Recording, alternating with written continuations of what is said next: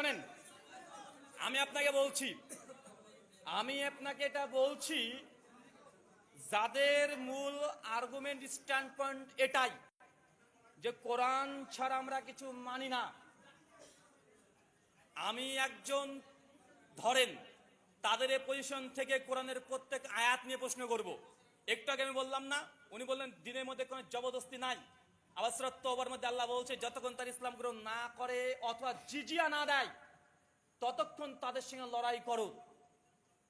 এটা জবরদস্তি কি জবরদস্তি নয়? জিজিয়া নিতে হবে। কোন অমুসলিম কি আপনি স্বেচ্ছায় জিজিয়া দিবে? হ্যাঁ, প্রতিষ্ঠিত হোক চাই না হোক। আচ্ছা, কোরআনের আয়াত ধরেন, শোনেন, কোরআনের আইন ধরেন, এখন আপনাদের শেখপাড়াতে প্রতিষ্ঠা হয়ে গেল, এখন শেখপাড়ার অমুসলিমদের জন্য কোরআনের আইন প্রতিষ্ঠা করার জন্য এখন এই 29 নম্বর আয়াত লাগু করতে হবে কি হবে না? বলেন। হবে। এখন যদি হয়, শেখপাড়াতে যতগুলো মুসলিম আছে কি করতে হবে? 3টে অপশন। আল্লাহ নবীকে বিশ্বাস কর, করবি না। পরকালে বিশ্বাস কর, করবি না। তাহলে ইসলাম গ্রহণ কর, করবি না। তা জিজিয়া দে, নচেত তোর সঙ্গে যুদ্ধ জিহাদ চলবে। এটা জবরদস্তি না? 4টে অপশন আছে এই আয়াতে, আপনি বললেন জবরদস্তি নাই। শোনেন, এখানে ভিকটিম কার্ড নয়, ইমোশনাল ব্ল্যাকমেল নয়। আমার কাছে কোনো জ্ঞান নেই, কথা বুঝতে পারলেন? শোনেন, এগুলো আমাদের কাছে হাদিস ভিত্তিক জবাব আছে। আমার এই বিষয়ে একটা ডিবেট দেখে নেবেন।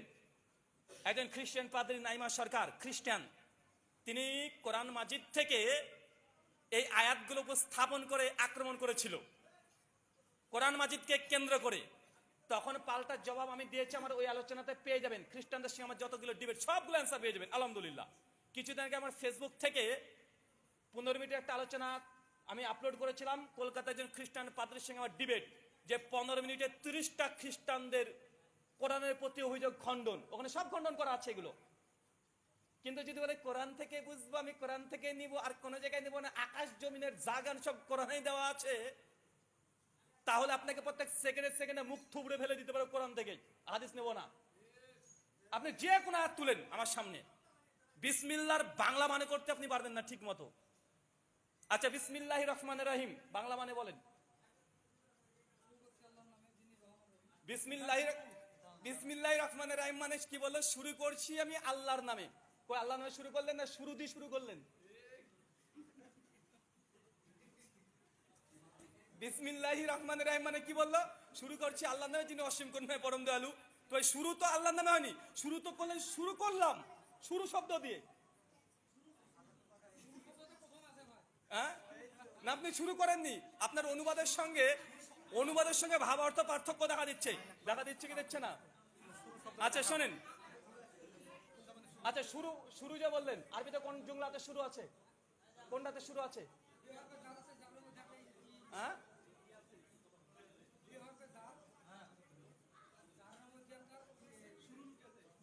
শুরু কোথায় আছে? হ্যাঁ, শোনেন শোনেন শোনেন, আমি আপনাকে একটা কথা বলি। আচ্ছা, ব্যাকরণ, আচ্ছা উনি শোনেন, উনি আবার বলছেন না না না না না না না, হাদিস ভাইজান, হাদিস তো ইহুদি খ্রিস্টানদের তৈরি। হাদিস তো 200 বছর পরে রচনা হয়েছে, তাই না? আচ্ছা, আমরা শেষ করে দিচ্ছি। আপনাদের যাদের ওজনে অজু করে আসেন, অজু করে আসেন। হ্যাঁ শোনেন, আচ্ছা শুকরান, জাযাকাল্লাহ খায়রান।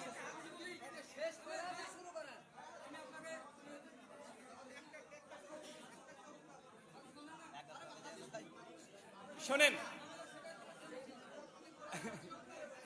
শোনেন, আমি আপনাকে বলি, না না, হাদিস তো ইহুদি খ্রিস্টান তৈরি, 200 বছর পর লেখা হয়েছে, তাই না?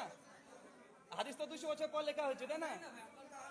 ওখানে উনি বলছেন যে উনি জানে না, এতদিন গোটা এলাকাতে প্রচার করলো, আর যে বিষয়টা আপনার, উনি বলছেন এ বিষয়ে ওনার জানা নেই হাদিসের ব্যাপারে, তাই না? জানা নাই। সূরা বনী ইসরাঈলের 36 নম্বর আয়াত, ওয়ালা তাকফু লাইসা লাকা বিহি মিন ইলম ইন্নাস সামা ওয়াল বাসার ওয়াল ফুআদা কুল্লু উলাইকা কানা আনহু মাসউলা। যে বিষয়ে তোমার জ্ঞান নাই সে প্রশ্নও করো না, নিঃসন্দেহে তোমার চক্ষু, কান, জিহ্বা কিয়ামতের মাঠে জিজ্ঞাসিত হবে। আপনি জানেন না, প্রশ্ন করতে পারবেন না কোরআন অনুযায়ী। না, কোরআন অনুযায়ী যে বিষয়ে জ্ঞান নেই প্রশ্ন করা যাবে না। না, আপনি তো প্রশ্ন করতে পারবেন না কোরআন অনুযায়ী। ভাই আমি তো বলিনি, এটা আপনাদের ভাইরা বলে, আমরা শুনি। আর আপনি বলছেন এ বিষয়ে আপনার কিছু জানা নেই। আর জানা না থাকলে কোরআন বলছে প্রশ্ন করো না। যদি জ্ঞান না থাকে প্রশ্ন করতে পারবেন না, প্রশ্ন করার অধিকারই আপনার নাই। ভাইজান আমি কোরআন বললাম, সূরা বানিসা 36 নম্বর আয়াত। সূরা বানিসা 36 নম্বর আয়াত, ওয়ালা তাকফু লাইসা লাকা বিহি ইলম, যে বিষয়ে তোমার জ্ঞান নাই প্রশ্ন করো না, করলে তোমাকে কিয়ামতের মাঠে জিজ্ঞাসিত হতে হবে। তো আপনি প্রশ্ন করবেন কেন হাদিস নিয়ে? ভাই আমি তো ডিফেন্স করতে বসছি না, আমি আগেই বলেছি, আমার আলোচনা শুরুতে দেখে নেবেন, শুরুতেই বলে দিয়েছি। আমি বলেছি যদি আমরা কোরআন হাদিস সব মানি,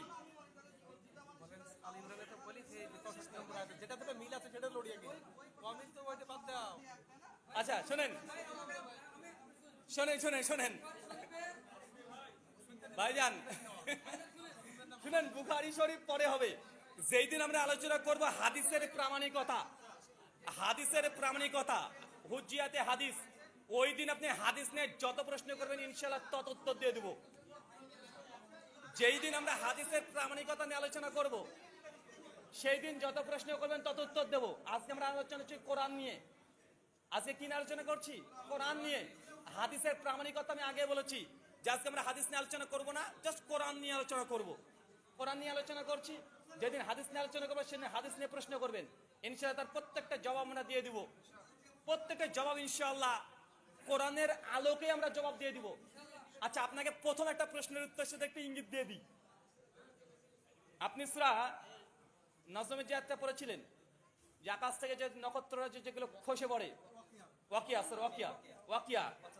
এখন আপনি বললেন যে এর ব্যাখ্যা বা এর রিলেটেড হাদিস কই? আচ্ছা শোনেন, কোরআন মাজিদে সূরা আলে ইমরান 1, 2, 3 নম্বর আয়াত আল্লাহ বলে দিয়েছে এই কোরআন মাজিদ অবতীর্ণ হয়েছে পূর্ববর্তী কিতাব। পূর্ববর্তী কিতাবের কি সমর্থক হিসাবে, তাই না? বুঝতে পারলেন প্রশ্নটা? আবার কোরআন মাজিদ অবতীর্ণ হয়েছে পূর্ববর্তী কিতাবের কি হিসাবে? সমর্থনকারী হিসাবে। হ্যাঁ, সত্যায়নকারী। ওই সমর্থনকারী, সত্যায়নকারী, সাক্ষ্যদানকারী একই। পূর্ববর্তী কিতাব কি?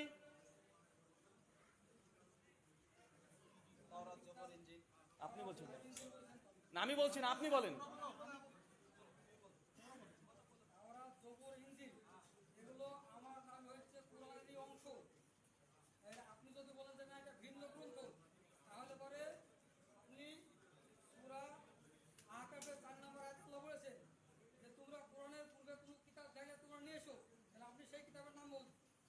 শোনেন, সুফে ইব্রাহিম কোরআনের মধ্যে আছে না নাই?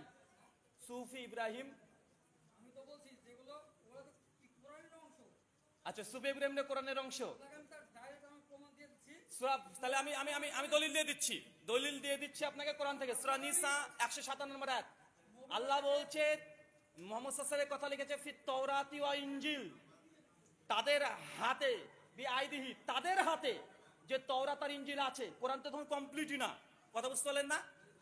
কোরআন তো নাজিল হচ্ছে, আর হচ্ছে বিআইদিহি, তাদের হাতে যে তাওরাত এবং ইনজিল আছে, ওই কিতাবে মুহাম্মদ সাল্লাল্লাহু আলাইহি ওয়াসাল্লামের ভবিষ্যৎবাণী আছে। তার মানে পার্টিকুলার একটা কিতাবের কথা বলছে আল্লাহ, তাওরাত এবং ইনজিল, এবং আল্লাহ তাদের মানে ইয়াদিহি, তাদের হাতের মধ্যে আছে। তো সেই সময় তো কোরআন মাজিদ তো অবতীর্ণ একটা আয়াতে অবতীর্ণ হয়েছে।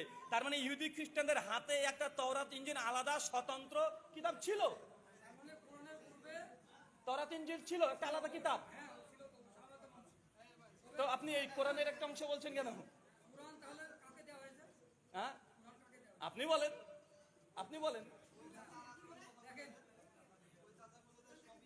শোনেন, আপনি বলেন, পড়েন, আপনি পড়েন ভাই, দলিল আপনি দিবেন, দাবি আপনি করুন। আপনার যারা ওজনে কনফার্ম ওজু হয়ে গেছে, শোনেন,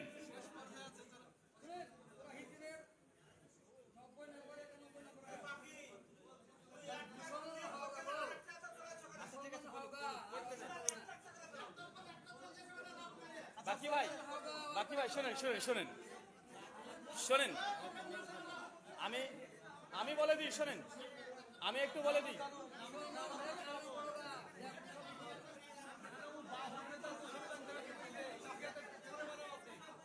শোনেন শোনেন, আমি একটা কথা বলি। কোরআনের সত্যতা প্রমাণ হচ্ছে কি দিয়ে? পূর্ববর্তী কিতাবের সমর্থনকারী হিসাবে। আচ্ছা ঠিক আছে, শুকরান। আমাদের এখনই আজান হবে, ইনশাআল্লাহ। সুবহানাকাল্লাহুম্মা ওয়া বিহামদিক ওয়া আশহাদু আল্লা ইলাহা ইল্লা আনতা আস্তাগফিরুকা ওয়া আতুবু